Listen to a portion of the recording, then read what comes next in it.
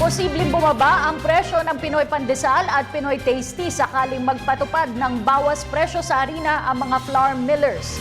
Narito ang ulat ni George Bandola.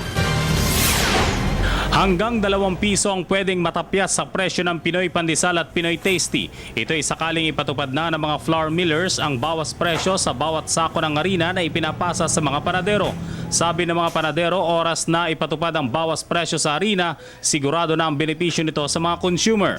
Kami, hinihintay namin pagbaba ng harina from 920 per sacks of flour or the lowest is 880 ng mga bread flour, yung pang pandesal o pang tasty, in-expect namin makababa sila para sumunod na kami at babayin yung mga tasty o pandesal bago magpasko.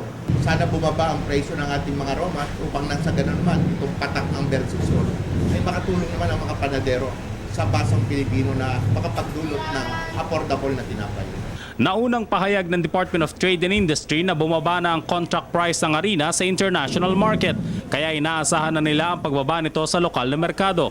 Ewan ko lang kung dinalakat nila o kinakausap nila yung mga flour mills. Kami, hindi nila kailangan kaming kausapin automatically o kung bumaba sila ngayon, bukas, bababa na kami.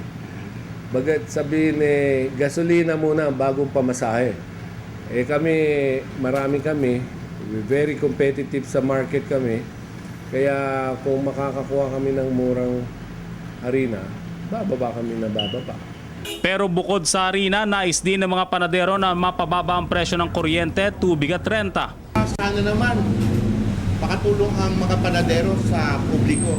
Pero ito lang ang aming kahilingan. Sana bumaba din ang materyales na ating ginagamit, partikular ang harina, itong mga mantika, itong asukal, itong LPG.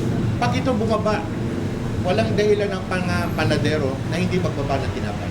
Pagpasok ng Burr months, karaniwang tumataas daw ang presyo ng harina, subalit magiging kauna-unahan kung sakali na maipatupad na ng mga flour millers ang bawas presyo ngayon. Maski na paano, ang tinapay marami.